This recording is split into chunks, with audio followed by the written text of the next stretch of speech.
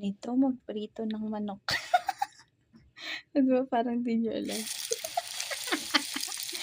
Ayan, siyempre papa-editin niyo muna yung mga pot, yung mga pan pala, pan. Lalagyan niyo siyempre ng mantika, then papainitin niyo rin. Kailangan naka-ready na yung manok niyo bago niyo painitin.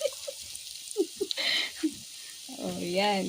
Yan, lalagyan niyo lang ng mga huwag yung dikit-dikit para maluto ng maayos pati yung gilid. Oh, ngayon alam niyo na. Yan, ganyan lang dapat paglagay niyo. Dahan-dahan lang para hindi tumalsik.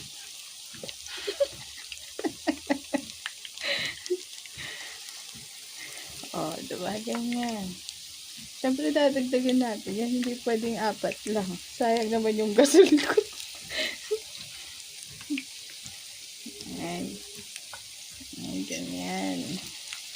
Oh, diba? Siyempre, tatakpan nyo para maluto ka agad. Oh, ha? Tatakpan natin yan. Oh, galing, diba?